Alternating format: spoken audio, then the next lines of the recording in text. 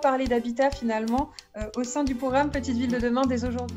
En fait, c'est important d'avoir cette semaine pour l'habitat dans le programme Petites Villes de demain parce que l'habitat, je pense, est l'un des sujets les plus importants avec 4 dimensions que je voudrais citer.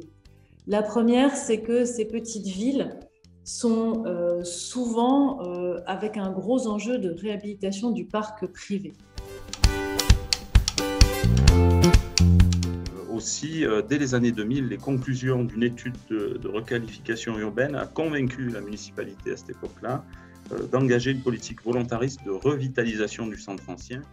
Et ça mène à un deuxième enjeu qui est vraiment important, qui est la mobilisation des logements vacants. C'est une idée majeure. On sait qu'un des sujets auxquels sont confrontées les villes moyennes et les petites villes de PVD, du programme Petites Villes de demain, c'est les pertes de population. Donc, travailler sur l'habitat, c'est tout à fait fondamental.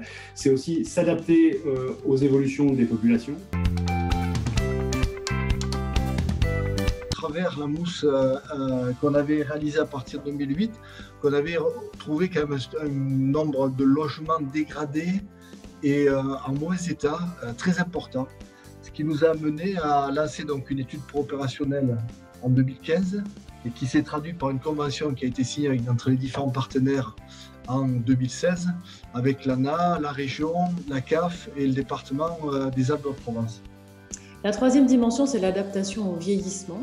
Là aussi, parce qu'on a souvent dans ces villes des populations qui vieillissent, c'est des populations qui veulent rester à domicile et par ailleurs, c'est un objectif de politique publique que de permettre le maintien à domicile le plus longtemps possible dans de bonnes conditions.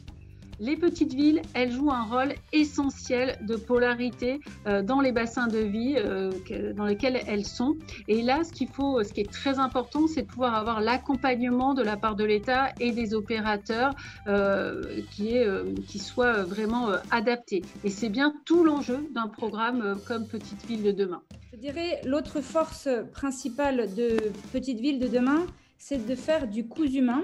En effet, comme je viens de vous le dire, les besoins de Créon orientés plus sur la question de la réhabilitation des commerces et de l'offre de services en centre-bourg et qui justifie pleinement ce financement de postes de manager de commerce ne sont pas les mêmes de fait que sur l'aréole où des opérations de revitalisation puissantes et le financement de déficits fonciers sont plus d'actualité. Et puis enfin, il y a l'aménagement et l'accompagnement de la réhabilitation d'îlots entiers insalubres dans les centres-villes, qui est un sujet qu'on retrouve souvent dans les opérations programmées chères à l'ANA. Que l'État a pu apporter dans l'opération de requalification. Donc, sur tout ce qui est opération publique, il y a des financements spécifiques accordés par l'ANA au titre de la résorption d'habitat insalubre qui permettent de restructurer des îlots bâtis complets et d'aider les communes bailleurs sociaux en ce sens-là. Donc la commune de Sisteron a bénéficié de plus de 2 millions d'euros de subventions pour ça. Je crois que ce qui est important de retenir, c'est effectivement ce que tout le monde a dit depuis le début, c'est qu'il n'y a pas de revitalisation de centres anciens, qu'il s'agisse de villes, de très grandes villes ou de petites villes, sans qu'il y ait d'intervention sur l'habitat.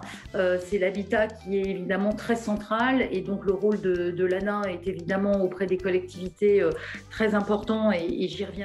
C'est que le programme Petites Villes de demain, c'est un outil essentiel, je le rappelle, qui est adapté à chaque besoin, à chaque territoire, à chaque souhait des élus, de créer un partenariat privilégié entre les services de l'État, si je les nomme de façon générique comme cela, et les collectivités territoriales, d'apporter, je l'ai dit, un dynamisme et un regard différent sur son centre-bourg, sur comment est-ce qu'on le réaménage, comment est-ce qu'on évite aussi la création de dents creuses et l'artificialisation des sols. Moi, clairement, la première force des petites villes de demain pour les territoires est le financement d'une ingénierie dédiée de qualité.